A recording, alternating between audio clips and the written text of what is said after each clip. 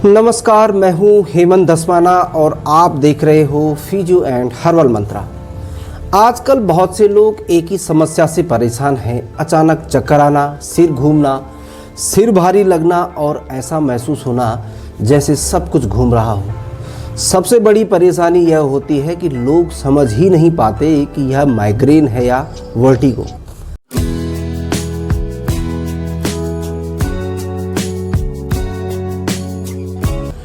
कोई इसे बीपी से जोड़ देता है, कोई कमजोरी समझ लेता है और कोई दर्द की गोली खाकर चुप बैठ जाता है। लेकिन अगर समय रहते सही कारण नहीं समझा गया तो यह समस्या धीरे धीरे बढ़ती चली जाती है और महीनों सालों तक परेशान करती रहती है। दोस्तों, सबसे पहले समझते हैं कि वर्टिगो होता क्या है। वर्टिगो कोई बीमारी नहीं है बल्कि एक लक्षण है। इसमें ऐसा लगता है कि आसपास की चीज़ें घूम रही हैं, जमीन हिल रही है या खुद का शरीर घूम रहा है, जबकि वास्तव में ऐसा कुछ नहीं होता। इसका सीधा संबंध हमारे कान के अंदर मौजूद बैलेंस सिस्टम से होता है, जिसे इनर ईयर बैलेंस सिस्टम कहा जाता है। जब इस सिस्टम और दिमाग के बीच तालमेल बिगड़ जाता है तो वर्टिगो की समस्या शुरू हो जाती है। अब सवाल आता है कि माइग्रेन और वर्टिगो में फ़र्क कैसे करें। माइग्रेन में आमतौर पर आधे सिर में तेज़ दर्द होता है, रोशनी और आवाज़ से परेशानी होती है, उल्टी या जी मिचलाने की शिकायत रहती है और कई बार आँखों के आगे चमक या लाइनें दिखती हैं। वहीं वर्टिगो में मुख्य समस्या सिर घूमने की होती है। लेटने या उठने पर चक्कर ज़्यादा आते हैं, गर्दन घुमाने पर दिक्कत होती है, चलने में असंतुलन महसूस होता है और कई बार कान में भारीपन या आवाज़ भी सुनाई देती है। ज़रूरी बात यह है कि हर सिर घूमना माइग्रेन नहीं होता और हर सिर दर्द वर्टिगो नहीं होता। आजकल वर्टिगो बढ़ने का सबसे बड़ा कारण हमारी लाइफस्टाइल है। घंटों मोबाइल को देखना, लैपटॉप पर झुककर काम करना, गलत पोस्चर में बैठना, लगातार तनाव लेना, नींद पूरी न होना और हो हल्ला, शोर शराबा, यह सब मिलकर गर्दन की मसल्स को टाइट कर देते हैं। इससे गर्दन और दिमाग की ब्लड सप्लाई प्रभावित होती है और इनर ईयर तथा दिमाग के बीच बैलेंस बिगड़ने लगता है। इसी को सर्वाइकल वर्टिगो कहा जाता है। यही वजह है कि आजकल वर्टिगो केवल बुजुर्गों की समस्या नहीं रह गई है बल्कि 20 से 30 साल की युवाओं में भी तेज़ी से बढ़ रही है।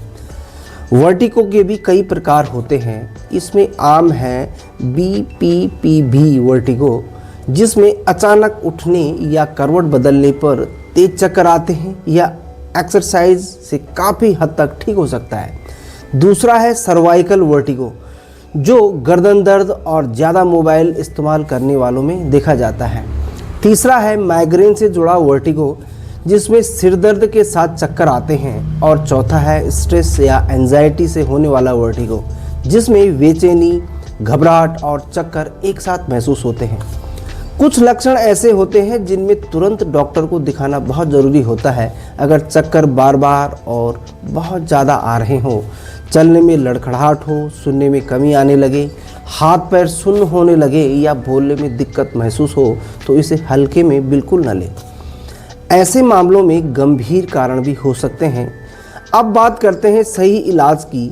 वर्टिगो का इलाज सिर्फ दवा से नहीं होता बल्कि दवा डॉक्टर की सलाह से सीमित समय के लिए ही ली जानी चाहिए। इसके साथ साथ फिजियोथेरेपी बहुत ज़रूरी है, जिसमें गर्दन की एक्सरसाइज और बैलेंस सुधारने वाली वेस्टिबुलर एक्सरसाइज शामिल होती है। लाइफस्टाइल में सुधार करना सबसे अहम है। मोबाइल का इस्तेमाल कम करें, सही पोस्चर में बैठें, रोज़ाना पूरी नींद लें और तनाव को कंट्रोल करना सीख लें। घरेलू स्तर पर पर्याप्त पानी पिएं, नमक और कैफीन का सेवन सीमित रखें, जैसे कॉफ़ी का इस्तेमाल कम करें, चाय कम पिएं और अल्कोहल कम पिएं और नियमित जो आपकी अनियमित दिनचर्या है उससे बचें। दोस्तों, वर्टिगो सुनने में डरावना ज़रूर लगता है, लेकिन सही जानकारी और सही इलाज से इसे पूरी तरह कंट्रोल किया जा सकता है। सबसे ज़रूरी बात यह है कि खुद से दवा न लें, घबराएं नहीं और सही समय पर सही इलाज शुरू करें। अगर आपको दोस्तों यह वीडियो उपयोगी लगा हो तो इसे लाइक करें, अपने दोस्तों और परिवार के साथ शेयर करें और ऐसे ही हेल्थ से जुड़ी वीडियो के लिए चैनल को सब्सक्राइब जरूर करें। कमेंट में लिखकर बताइए कि आपको चक्कर कब और कैसे आते हैं, हम उसका सॉल्यूशन बताएंगे। धन्यवाद। स्वस्थ रहें, मस्त रहें, खुश रहें। नमस्कार।